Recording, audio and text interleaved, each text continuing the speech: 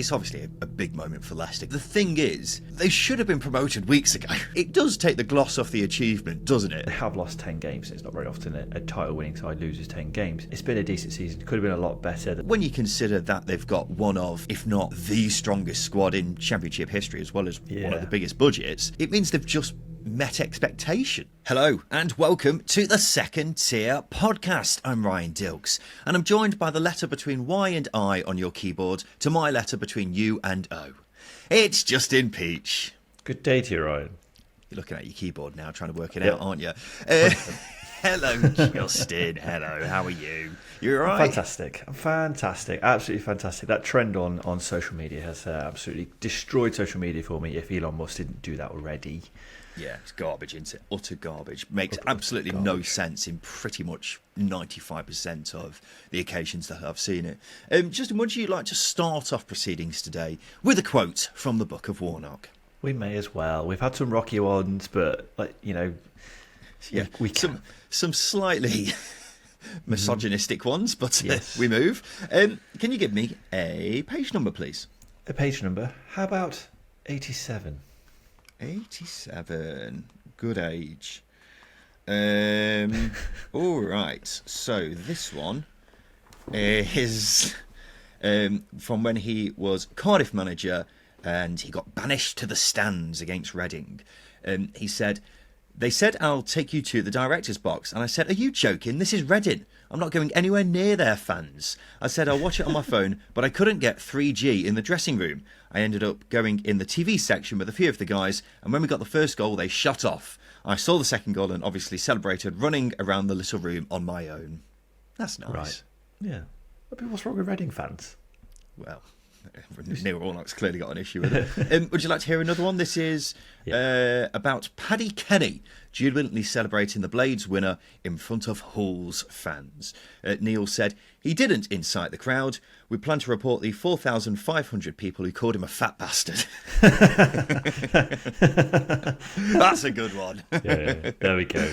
We have had some dodgy ones recently, but that one makes up for a lot of the dodgy ones we've had in recent times. Welcome to the number one Championship podcast, the second tier. Thank you for joining us wherever you are. Justin, you won't bloody believe it, but the Championship season finishes in a week and a half. So every game now is absolutely bloody massive, and that was definitely the case in midweek. We've got 3 games for us to talk about here today, 2 of which have massive implications on the promotion race. So we'll talk about that very shortly. We'll also talk about some of the news from the past couple of days, including Tom Cleverley being made the permanent boss at Watford now, which is very exciting. So we'll talk about that and another story as well, which I'm not looking forward to talking about.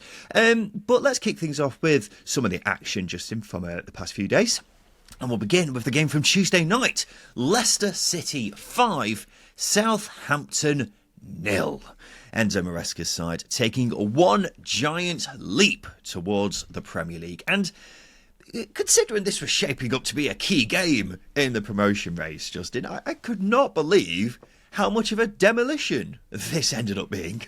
It's quite astonishing, really, wasn't it? Because especially after how nervy the game against West Brom was for Leicester, for them to go out and absolutely destroy Southampton the way they did, it's incredible. And we've not seen a Southampton side collapse as quickly as they did since sort of early September, and they really felt it, didn't they, Saints? So this was a wicked game from a Leicester perspective, and one that would, you could finally turn around and go, actually they do want to go up, they do want to get promoted, and it's about time we can say that.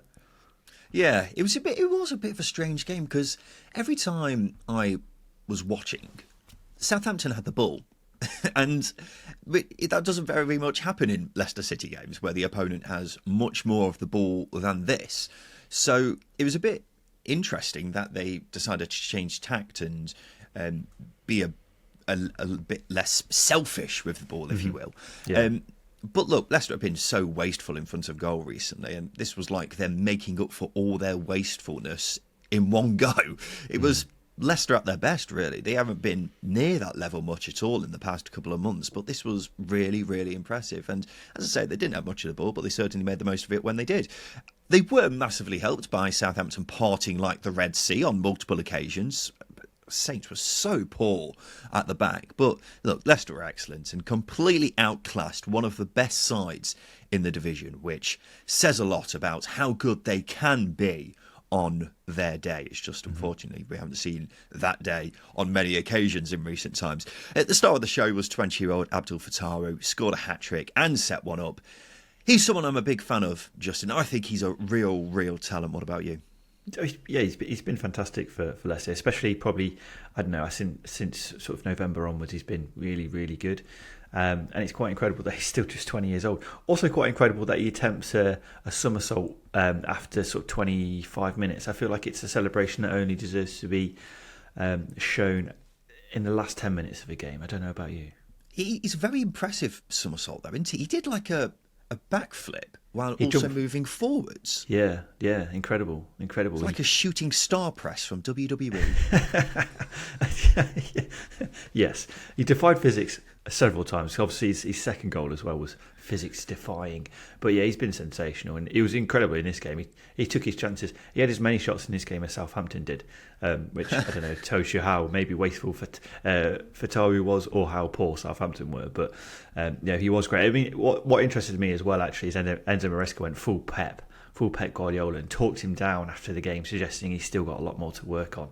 But this was a wonderfully clinical performance from him. His movement for the first goal as well was superb. And yeah, it's good that he's hit form with 2 games to go, 3 games to go. Yeah, well, Maresca said after the game that he's going to be on the bench for the final 2 games because he doesn't want him to get carried away, which is you need to get promoted, Enzo. Just play him. Yeah, he's just bringing him back down to earth with a bump into. But I'm a real fan of Fataru. I think he's been Leicester's best signing of the season.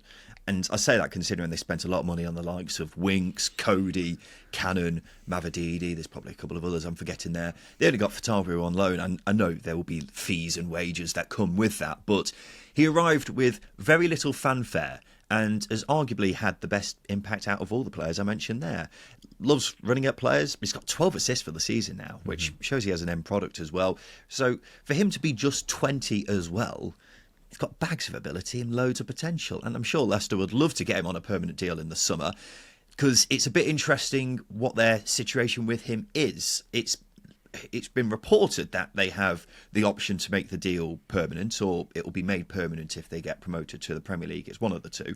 However, because of their ongoing embargo and factors of the pitch, we're not really sure whether he will be staying at Leicester next season or not. But if that is the case, I'm sure he'll be attracting plenty of interest from around Europe, because it looks like he's a true talent. What do you think, Justin? Do you think he's been their best signing of the season? I think with the ones you've mentioned, I mean, Matt Hoverson's been good as well in goal, but we don't like to talk about goalkeepers too much. But I think in terms of impact that they've had at Leicester, I mean, Stefan Mavididi has been fantastic, but he had a real sort of drop off in form, probably mid-January to mid-March, it feels. But you know, you can't deny him how good Fataru's been. He's been fantastic, and I think he's really been able to shine over the last few weeks when quite a few players have been poor. So yeah, it's hard to disagree with it. Yeah, really good player. Well, it's a huge result for Leicester City in terms of their promotion. They're now just 1 win away from securing their place back in the Premier League with just 2 games to go. But they'll also be promoted if Leeds lose either of their final games. So they are nearly there, Justin Peach. Nearly there. Ooh, how many times have we said that?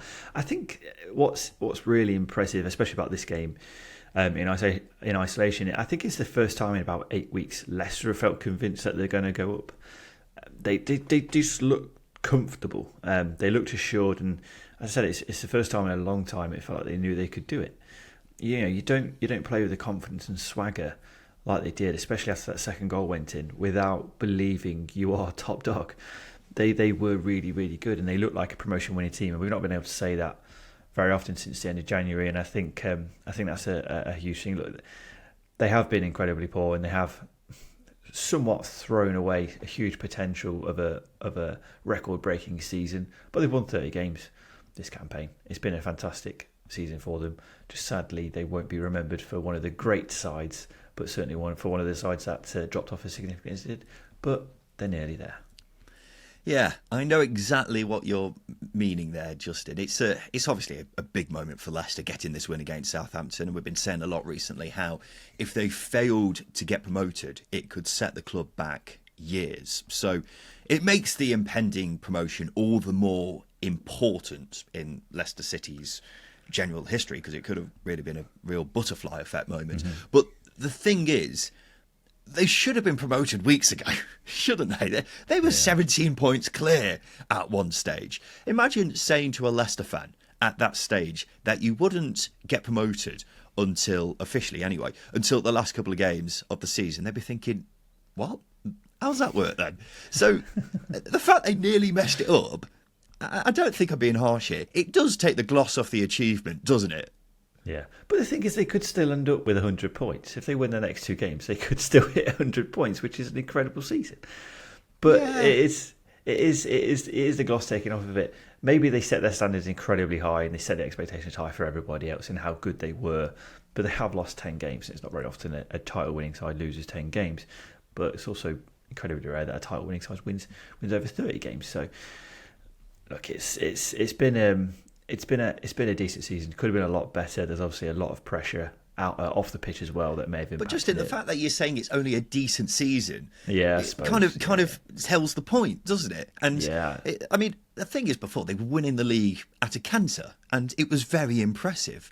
And we were talking about them being one of the best sides we've ever seen at Championship level, even being the best side. But now, when you consider that they've got one of, if not the strongest squad in Championship history, as well as one of the biggest budgets, the fact they won't be getting over 100 points is actually a bit underwhelming. It means they've just met expectations, really, doesn't it? They haven't exceeded them or got promoted in style. They were tasked with getting promoted, and now they're probably going to do that. It's kind of like, well done, but it would have been a war crime if you didn't get promoted.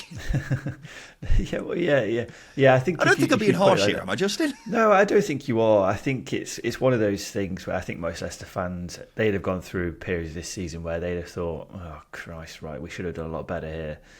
And there'll be games where they'll come away and thinking, how have we lost that? Why have we thrown that away? And to some extent, the season was almost thrown away. And if you get a title-winning team who boasts I would say wealth, with it is wealth, Justin. We're talking about a squad here which is worth nearly £200 million. Yeah, and they'll probably have the biggest wage bill in the Championship as well. Oh yeah, or probably one of the biggest wage bills we've seen at this level. So yeah, with that carried wealth, albeit not so much now, or not being able to spend so much in the future, it should have been a much more impressive season. And unfortunately, it comes with an asterisk, maybe not an asterisk, but a little bit of a tarnish. Yeah. At some point, we will have a chat about how we think they'll do in the Premier League, assuming they get there. But we'll wait until they're officially promoted for that kind of discussion. But look, a really poor evening for Southampton. Russell Martin actually apologised to the fans afterwards. He said, for it to end 5-0 is madness, really. We started the second half well, but we defended pathetically after we went 2 goals down. The players that want to fight and care the most and run the most will play. He kept getting badgered about it by the Sky reporter after the game, which led to Neil Warnock saying he would have chinned him if he was Russell Martin. Never change, Neil. Well, it's now killed off Southampton's automatic promotion hopes, so they can look ahead to the playoffs now. Also, pretty much guaranteed to finish 4th, as I did say a few months ago. Too good for the rest of the league, but not as good as the top 3. That's just what Southampton are. They're in the Southampton zone, aren't they, Justin? But the thing is, the fact that they're probably going to finish 4th means they, of course, can't have a say on who they'll be facing in the playoffs in a few weeks' time. And therefore, it's effectively going to be decided for them. So with that being said, Justin, who would you prefer to face if you are a Southampton fan? Norwich or West Brom? Obviously, Hull still have an outside chance as things stand, but it's more than likely going to be Norwich or West Brom. So which one would you choose out of those two? I mean, judging how mentally weak this Southampton side looked against Leicester, it could get really ugly for them in the playoffs. Norwich boasts a lot of attacking quality, so much attacking quality that, I mean, Wagner as well is tactically. I think the issue here for Southampton is both Wagner and Corberán are tactically astute managers. They know how to set their teams up not to lose, and that I don't think that's necessarily a good thing for Southampton. As well as that, they both like to play on the counter. So these aren't comfortable. These aren't nice games on the menu here for Southampton. It is not an easy walk in the park, which goes without saying. That being said, if you wanted to face one of the two sides, you want to face the one that's out of form, and West Brom are out of form, but Southampton lost back-to-back games. They're reeling from a 5-0 defeat. Are they in form? No, it's not. It's not a great period for them. So I think the best way to phrase it actually is the side that I'd least like to play against is Norwich. I prefer to play Hull if they get in, and I prefer to play West Brom if they remain in. Yeah. Well, I think if you asked me a few months ago, I would have said West Brom would be the harder game, mainly because they're a good side, but I thought they would be quite good at frustrating Southampton. But West Brom's recent form is making me doubt that now. But also, Southampton have beaten West Brom home and away this season, while they could only draw with Norwich on both occasions. So I think that's a big factor. So if I was a Southampton fan, I would definitely prefer to face West Brom. However, looking at the remaining games in the current form, I think they're more likely to play Norwich, which I think is going to be a tricky game for Southampton. You're right, looking at their last two games, completely imploding against Leicester and then having a bit of a mini implosion towards the end against Cardiff as well. It's not encouraging for Southampton heading into what's going to be the three biggest games of the season potentially for them. It's Norwich have the tools to hurt you, don't they? If Gabriel Sara, exactly. Josh Sargent, etc. are on form, they will punish Southampton and their lapses, particularly at the back. So, yeah, I definitely wouldn't want to face Norwich, and I think that may be the most likely scenario for Southampton if things pan out the way we think. Just then, let's take a quick break. After that, we'll talk about a crazy game at the Riverside on Monday night, and also Tom Cleverley being made the permanent manager at Watford. Welcome back to the Second Tier podcast. Let's talk about two of the other games in the Championship that have happened since we last spoke to the listener, Justin. And we'll kick things off with Leeds, who got their first win in 4 games by beating Middlesbrough 4-3. A crazy game on Monday night, wasn't it? Both teams just lost all ability to defend in this one, Justin. Genuinely one of the most bizarre games I've watched, probably this season, probably over the last few seasons. It was a proper blink and you'll miss it fixture because something was going on all of the time. Just the array of goals that was scored. Latte Laf's belter, Somerville scored a belter as well. Bamford nicking one in. Latte Laf's header, which was just like, what is going on? That was such a good header, by the way. It was, but it was one of those where it's just like, huh, what? Yeah. Like as a potential them getting back into it, Leeds fans must have been thinking, oh, for fuck's sake, here we go. Because no way should he have got it in, but it was such a unique way of scoring. Yeah, it was a bizarre game, and where as you say, both teams lost the ability to defend. But I think as a neutral, you want that. Obviously, as a Leeds fan, no, you don't want that. You just want a nice clean sheet, 1-0 win, take it back to Ellen Road and keep chipping away at getting into that second spot. But no, we got absolute bonkers football. Yeah, we did. It was a funny game, but also incredibly entertaining. And it seemed like each time either side went forward, it looked like they could score. And look, you don't usually get games like this so late in the season, particularly involving a team who has so much on the line. But I'm glad we did, because it was great. And Leeds were properly forced to hold on right towards the end, weren't they? But they valiantly did hold on. And needless to say, it was a brilliant attacking performance from Leeds. I thought Crescencio Somerville was absolutely exceptional. Willie Gnonto was really, really good as well. So, going forwards, they looked back to the Leeds we all know and love. Very open at the back, which is something we've not said too often with them this season. I think Illan Meslier in particular didn't cover himself in glory for any of the goals, and he's not been great since the last international break. I think that is a bit of a worry for Leeds heading into these final 2 games. It's funny because Leeds conceded as many league goals in this one game as they did in 13 games between the 1st of January and the 17th of March. And Middlesbrough really put them to the sword on a number of occasions. Emmanuel Latte Laf was sensational. So, look, it's difficult to say it was a particularly convincing victory from a Leeds United perspective, but as we've been saying a lot recently, at this stage in the season, doesn't matter how you win, it's just about getting the win, and that's what they did eventually. So it leaves Leeds second in the table, 4 points behind Leicester. They're 1 point ahead of Ipswich, who have a game in hand. So it looks most likely to be a straight shootout between Leeds and Ipswich for second place, Justin, at this stage. Mm-hmm. Here is a question for you, though. Considering Ipswich are a point behind with a game in hand and the remaining games, whose position would you prefer to be in? Ipswich have to travel to Hull and Coventry. Then they're at home to Huddersfield on the final day. Leeds go to QPR on Friday and then face Southampton at home on the final day. So with that being said, whose shoes would you rather be in, Justin?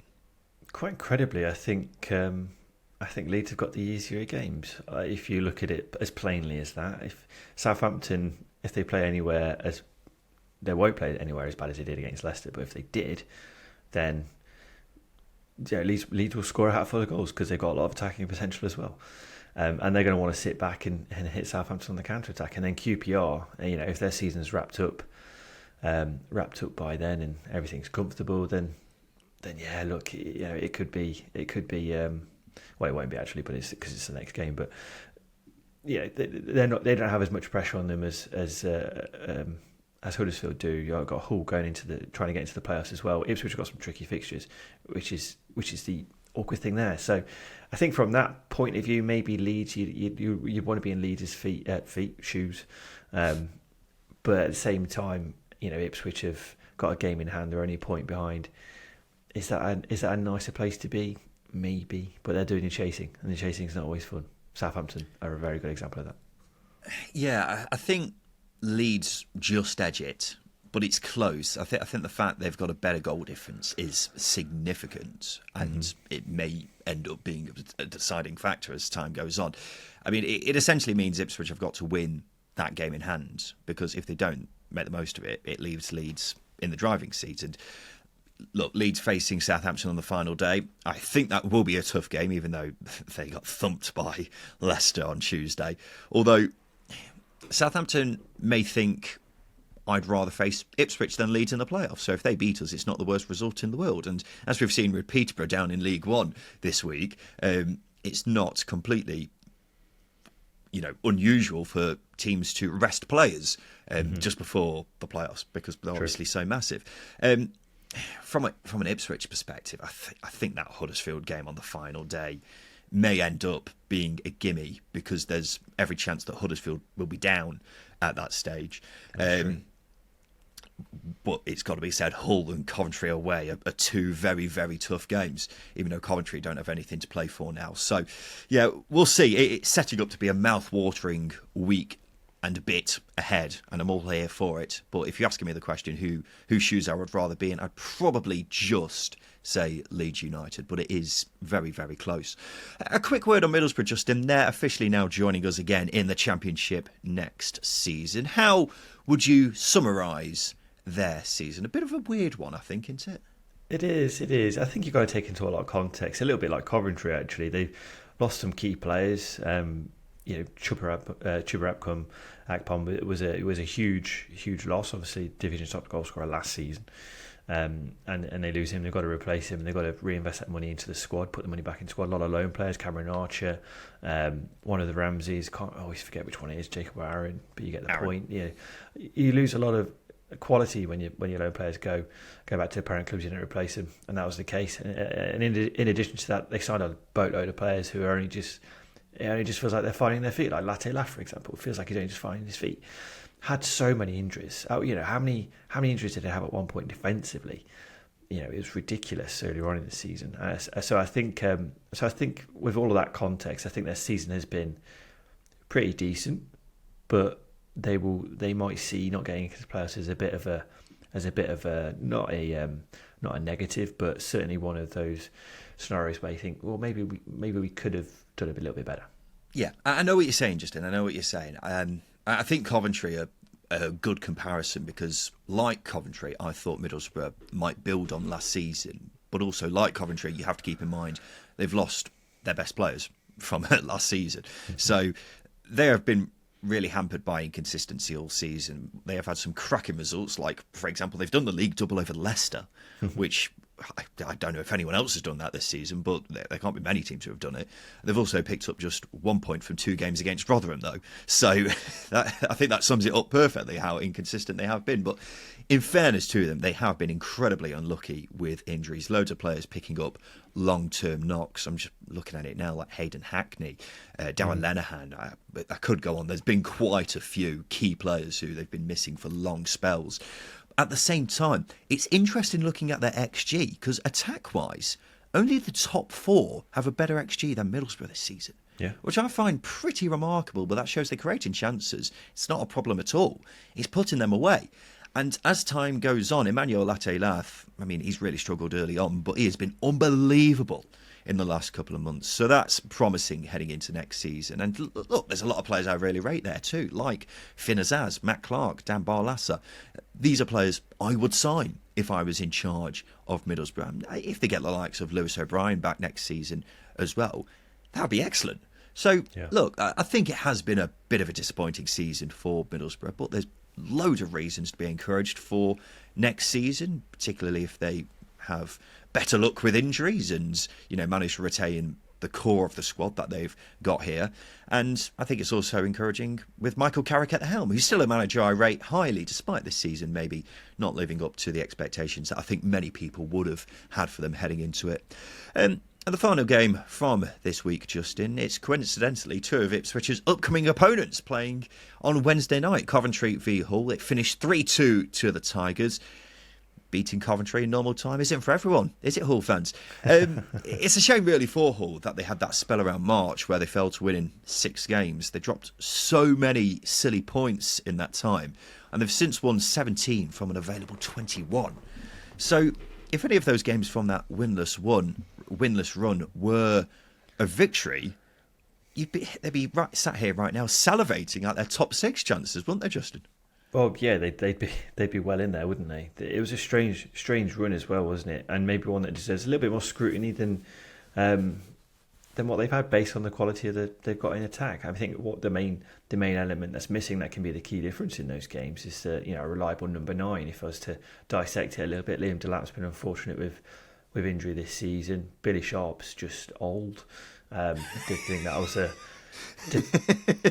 was an odd signing when he came in, and he's proving to be the case. Aaron Connolly's scored 8 goals this season, but he's only started 13, for example, so he's not a trusted, reliable source for a number 9 for Hull. So I think that's been a key downside to them is having a reliable number 9 who can put chances away to wedge those tight games that ultimately contributed to I wouldn't say a poor run of form, but a run of form where they needed wins, not draws.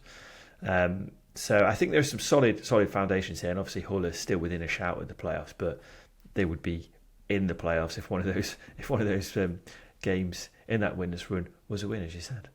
Yeah.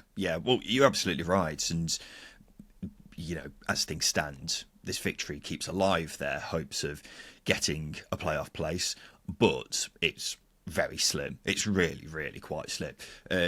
So what they would essentially have to ask for is, well, because their goal difference is inferior to Norwich and West Brom, so they would have to get at least 4 points from their final 2 games, and they're facing Ipswich at home and then Plymouth away.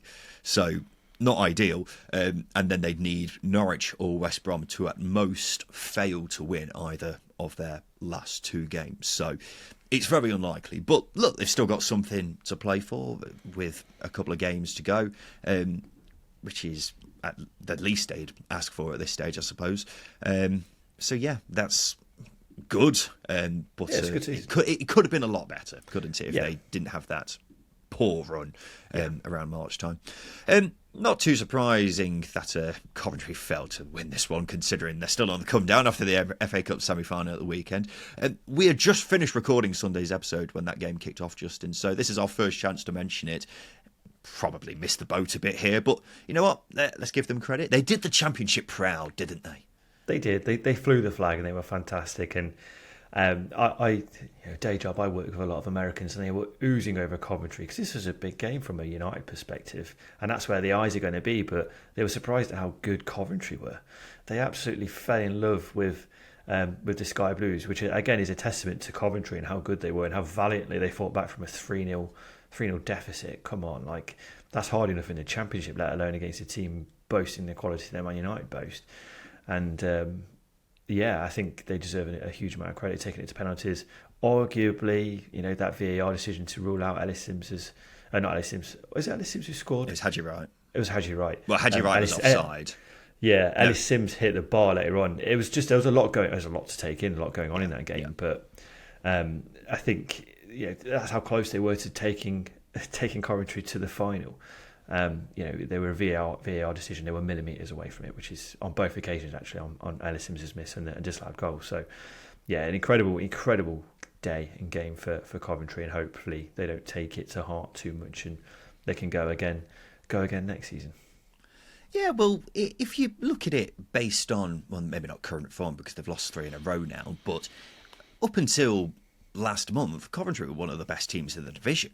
And that's why it's a bit surprising, really, that they are now going to definitely miss out on the playoffs with 2 games to go. Because they're a really good side. They're a really fun side to watch. They've got some very, very good players. But unfortunately, that slow start to the season really, really cost them. And if they didn't have that, they'd be comfortably in the playoffs, maybe even casting one eye towards the top 2. Who knows? But they're a really good side. And I think...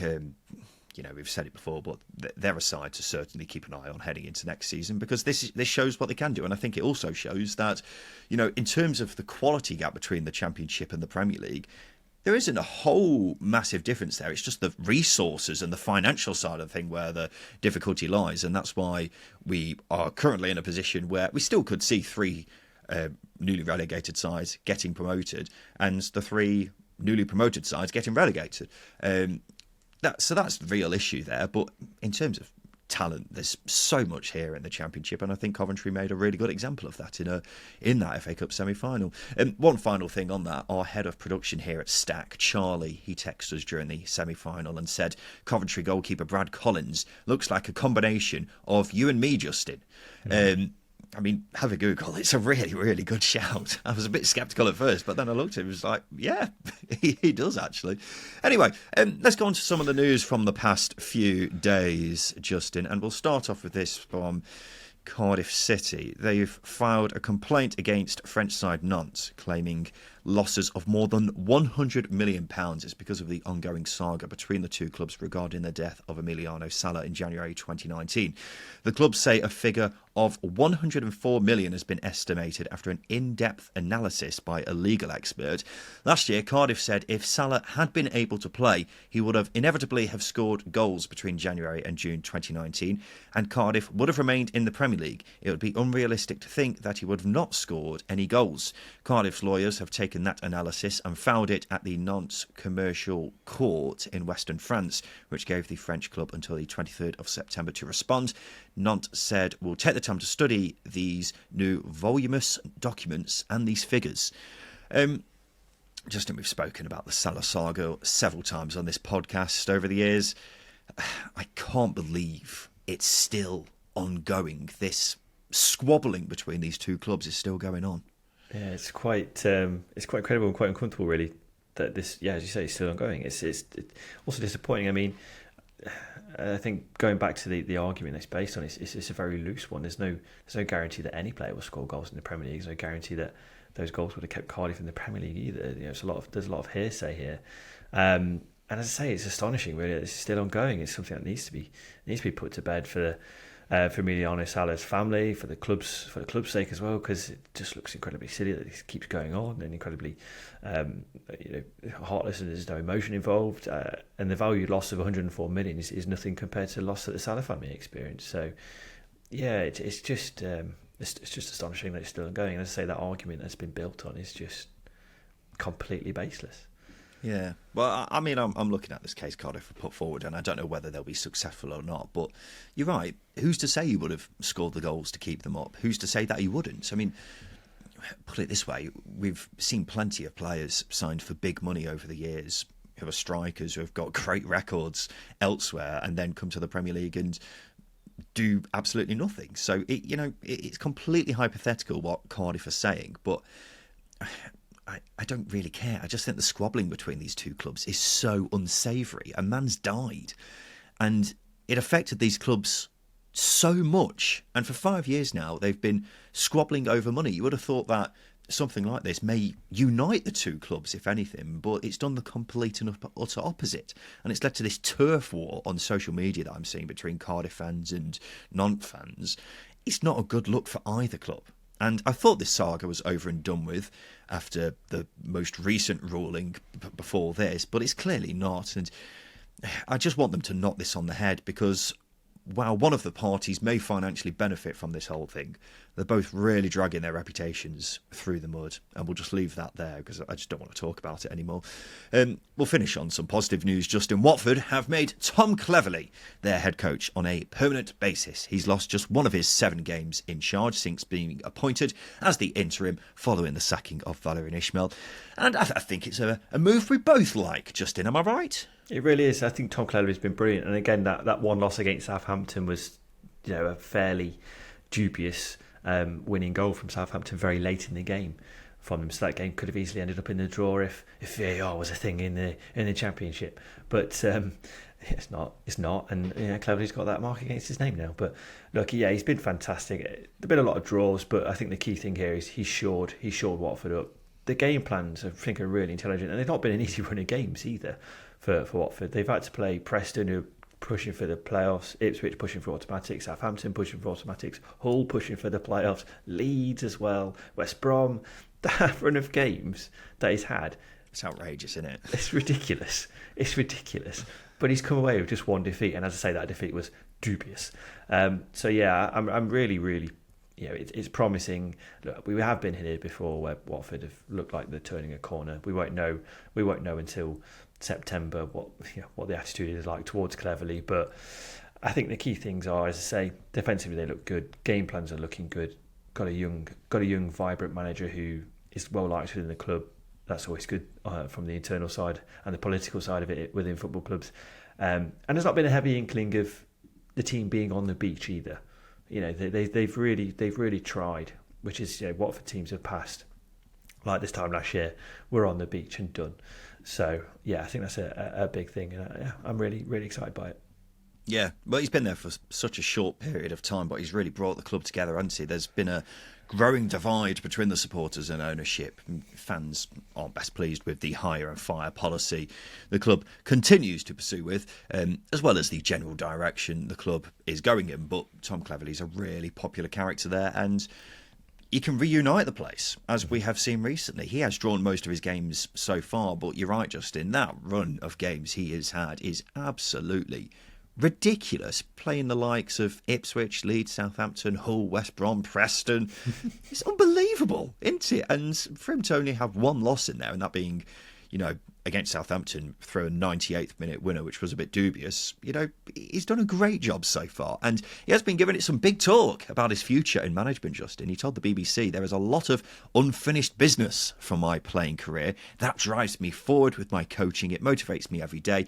I didn't achieve anything in the Champions League with Manchester United. The title, we lost to City. I came to Watford when they were in the Premier League. I retired as a player with them in the Championship. None of it sits right. I probably lacked ambition as a player, but as a coach, I'm very ambitious." Do you like that, Justin? Do you like that big chat? Fucking hell. Yeah. I'm inspired. Let's take this podcast to the big time, Ryan. Let's go to the Premier League. No? Yeah. You didn't accomplish anything in your playing career. You never won Derby Division 2 when you were a player. But now we're taking this podcast to the big time, because you lacked ambition as a player, but as a podcaster, you've got that ambition. You know what? I did lack ambition as a player. I could have played to the in Division 1 of the Taverners. I didn't. I'm absolutely taking this to the stratosphere, this podcast. Yeah. You may have lacked ambition. You also lacked talent, but, that's by the by. But you're now making up for it with your impact on the podcasting scene. But yeah, wow. Tom Cleverley, I'm glad they've gone with this. And hopefully he does well, because he just seems like a really likeable chap as well. But there we go, ladies and gentlemen. This has been the Second Tier Podcast, and this has been the midweek show, where I've been talking about everything that's happened in the Championship over the past few days. And we'll be back again tomorrow with the preview show brought to you by SBK. So we bloody look forward to seeing you then. It's the second last game week, just in the penultimate game week of the Championship season. So we're going to make some predictions. We're putting our necks on the line, and there's a hell of a lot at stake. So we bloody look forward to seeing you then. But this has been the Second Tier Podcast. I've been Ryan Dilks. I've been Justin Peach. And a big thank you for listening.